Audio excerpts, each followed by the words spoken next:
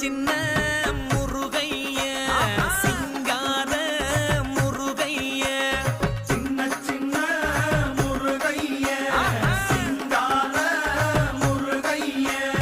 கொஞ்சி கொஞ்சி தமிழ் பேசும் செந்தில் வடிவேலனவ கொஞ்சி கொஞ்சி தமிழ் பேசும் செந்தில் வடிவேலனவ சின்ன சின்ன முருகைய சிங்கார முருகைய கொஞ்சி கொஞ்சி தமிழ் பேசும் செந்தில்